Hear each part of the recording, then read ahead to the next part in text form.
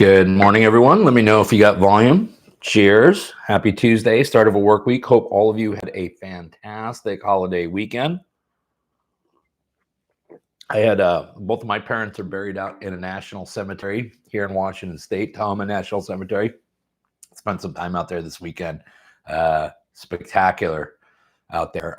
Very, very powerful. Very powerful. So, anyways, I hope all of you had a fantastic Memorial Day weekend. I'm William Kirk. This is Washington Gun Law. Why the hell are we doing this? I don't know. I'm a glutton for punishment. This is about the 5th or 6th time that we've done a live session waiting for the Supreme Court orders list to come in.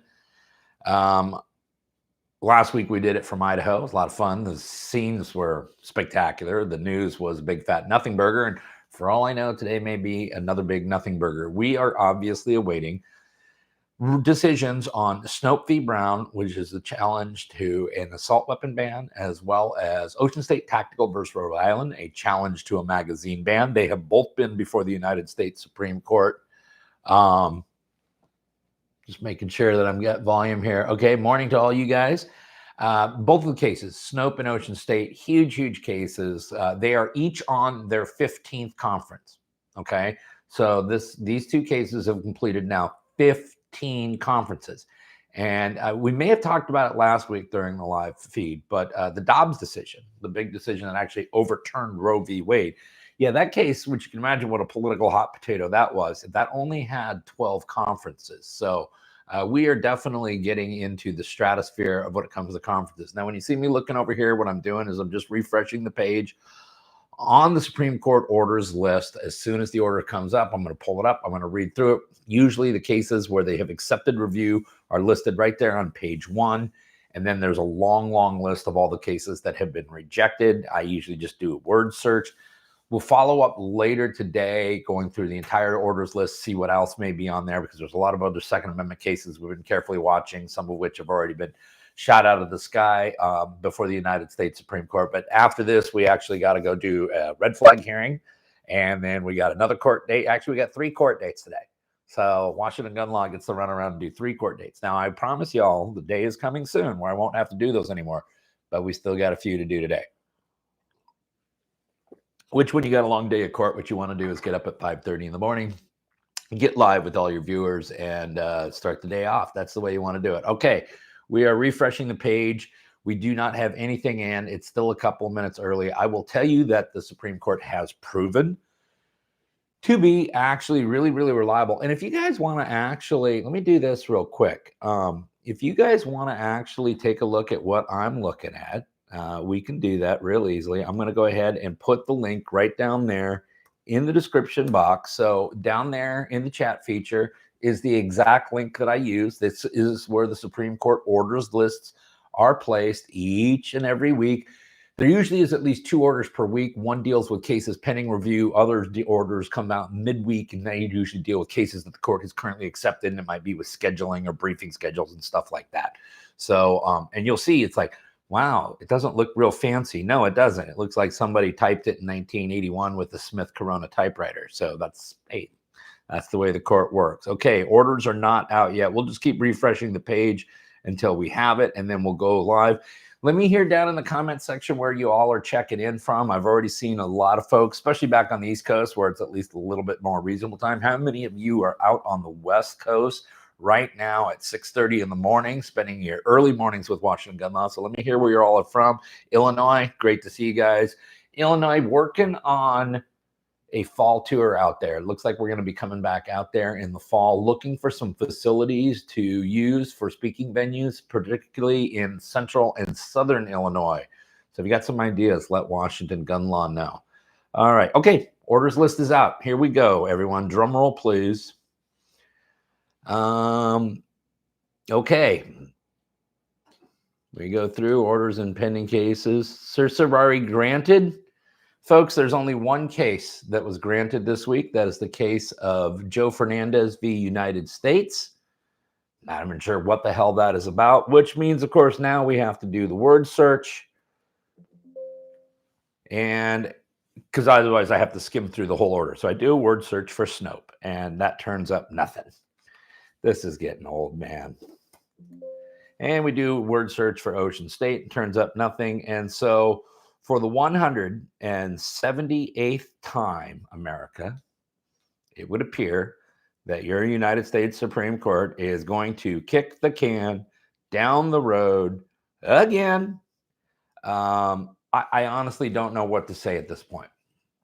I mean, I would love to be able to say something really intelligent and tell you all, oh, it's no big deal. In fact, in this case, back in the day, we did blah, blah, blah. Or, oh, this happens all the time.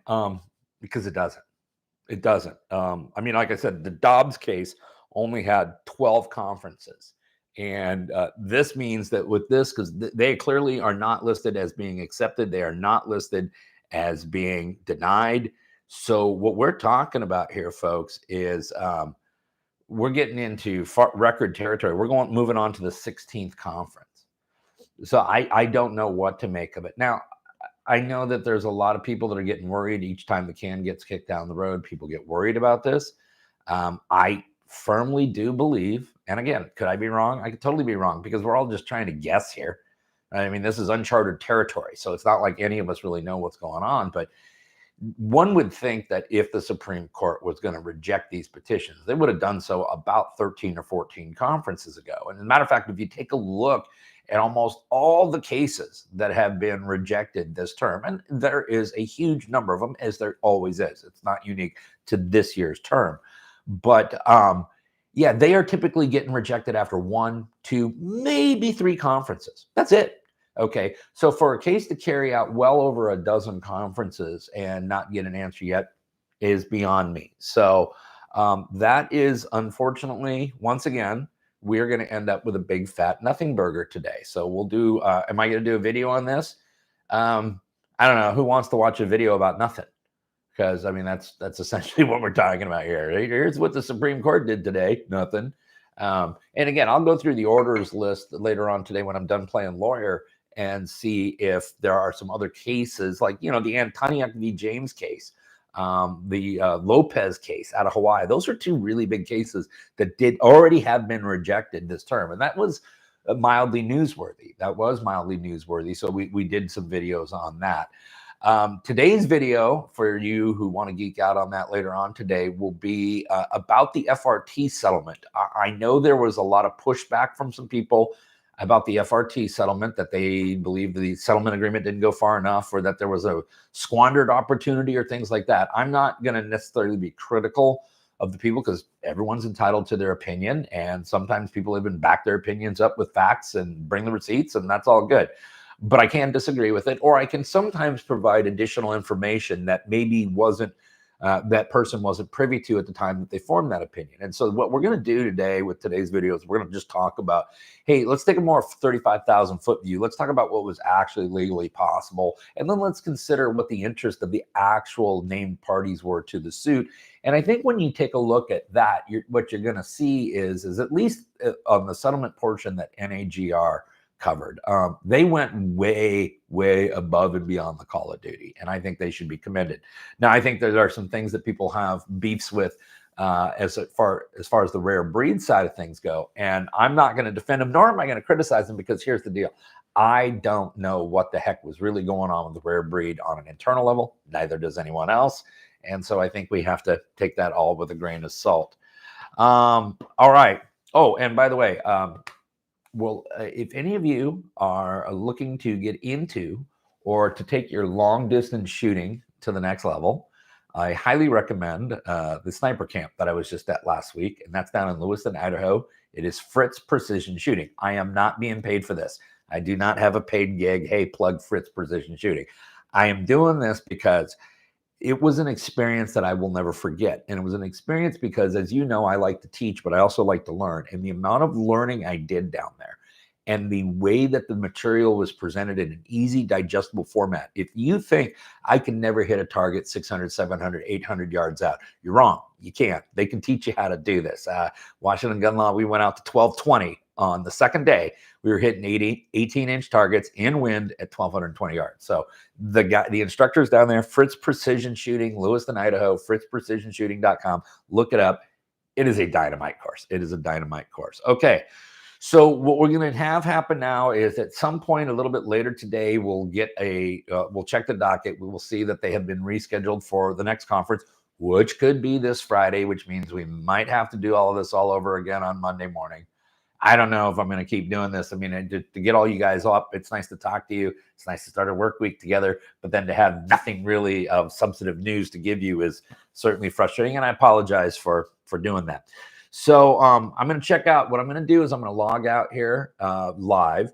I'll stay online for a few minutes, take a look if I got some questions down in the comment section. Today's video will be out around noon on the East Coast, 9 a.m. here on the West Coast. And also, listen, for all of you, my really loyal viewers who obviously were kind enough to show up this morning, and thank you so much, everyone who is here with us this morning. Remember, on every video that I always say, hey, listen, if you got an idea for a video, go ahead and click on that link. And I mean that because I want you to know that a lot of my videos, ideas actually come from that list. That compiles a list. And I have a list of thousands and thousands of video ideas. And some of them are pretty crazy.